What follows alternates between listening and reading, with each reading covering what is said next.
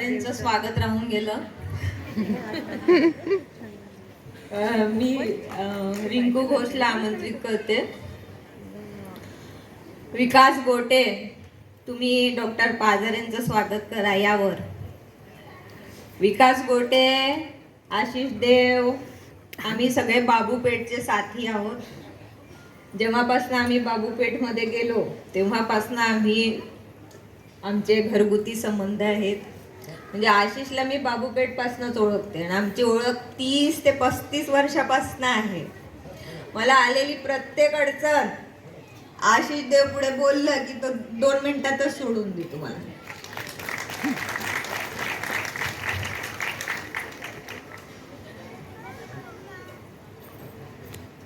तर हे त्रिकूट जे आहे हे बाबूपेठ पासनं सोबत आहे. आपल्याला अशा कार्यक्रमात आपली मैत्री जी आहे ती निभवावी लागतेच आणि मला त्याची जाण आहे. म्हणून माझ्या प्रत्येक कार्यक्रमात किंवा माझ्या प्रत्येक अडचणीत मला आशिष देवची मदत ही लागतेच. धन्यवाद. माझी पत्रिका लिहित असताना माझ्या इतक्या काना मात्रा चुकत गेल्या आणि 4दा त्यांनी दुरुस्त करून पाठवल्या की असं नाही, असं जेव्हा आपण देतो निमंत्रण तेव्हा आपल्या चुका नको. फेसबुकवर पण मी बघितलेलं आहे की त्याच्याकडे त्याचं व्याकरणाचे ते पेजेस आहेत आणि सगळ्यांनी ते पेजेस बघायला पाहिजे, कारण मराठीला जगवणं फार आवश्यक आहे.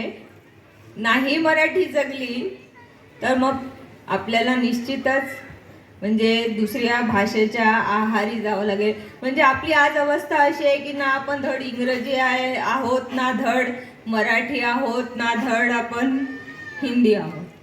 असं आहे आपली बोलण्याची कशी भाषा असते. अरे लाना यार प्लेट दे, अरे ती भाजी, असं आपण मिक्स बोलतो.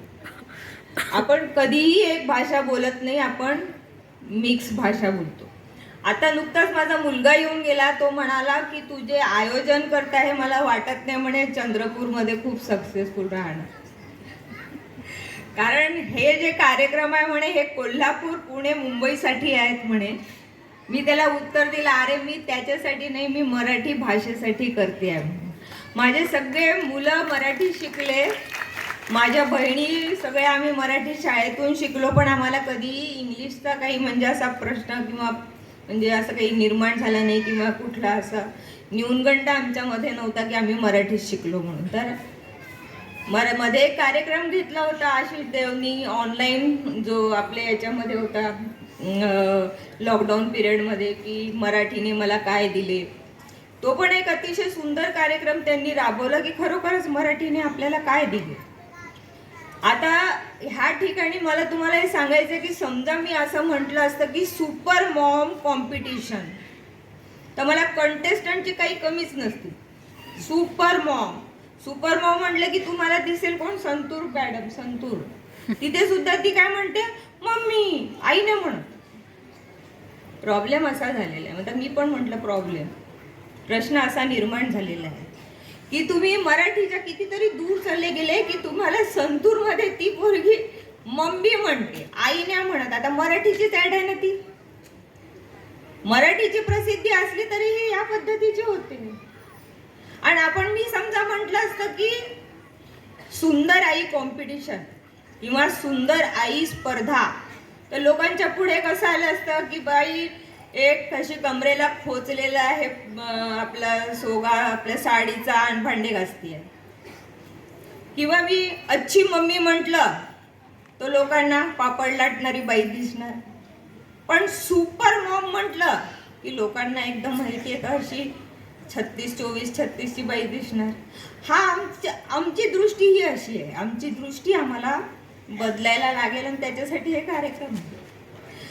आता मुलचंद आणि मॅडमला असं वाटलं की कोणत्या भाषेत बोलायचं. मी म्हटलं मराठीतच बोला, जेवढा येतं तेवढा. तर मी त्यांना आमंत्रित करते की त्यांनी त्यांचे 2 शब्द बोलावे.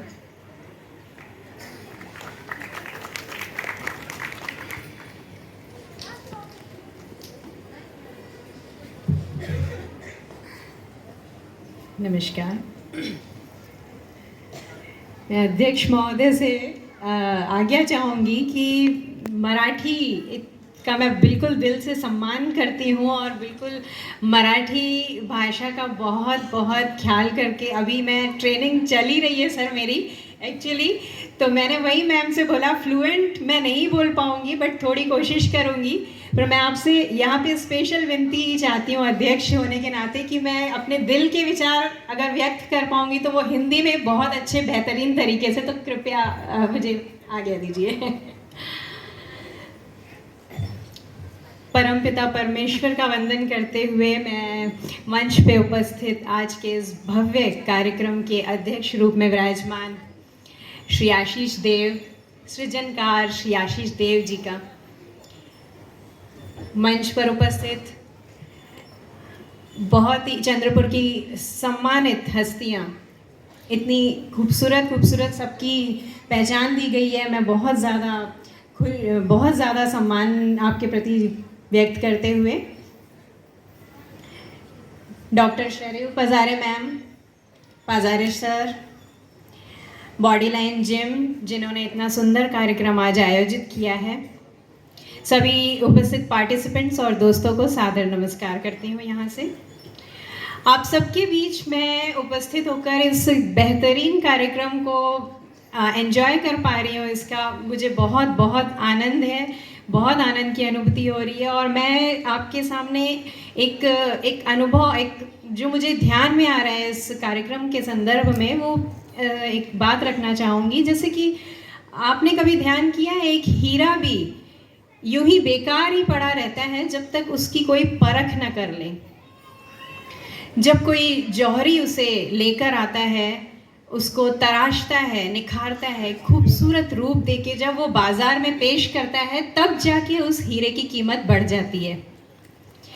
तो ठीक उसी प्रकार मुझे यहाँ पे इस कार्यक्रम में मुझे दिखाई दे रहा है कि डॉक्टर शरेव मैम इतनी मेहनत से ये जो चुन चुन के हीरे लाई हैं, न कि केवल लाई नहीं है चुन के, बल्कि उन्होंने अपने हाथों से अपनी ट्रेनिंग मार्गदर्शन देकर जो संवारा है, निखारा है और आपके सामने इस तरह मंच दिया है उनको। तो मैं आपको डॉक्टर शरेव मैम, आपको बहुत बहुत बधाई देना चाहूँगी आपके इन प्रयासों के लिए। पिछले काफ़ी वर्षों से डॉक्टर शरेव जी इस तरह की प्रतिभाओं को लेकर सामने आती हैं और उन्हें हमारे इस छोटे से चंद्रपुर शहर में जो प्रतिभाएं हैं उनको आगे बढ़ाती आ रही हैं, उसके लिए बहुत बहुत उनको बधाई। आप जब से मैं डॉक्टर शरेव मैम से मिली हूँ ना, उनसे बातचीत हुई है, जैसे जैसे मैं उनको जानती आई हूँ, मैं इतना इम्प्रेस हुई हूँ उनसे, कितनी वर्सेटाइल पर्सनैलिटी रखती हैं आप।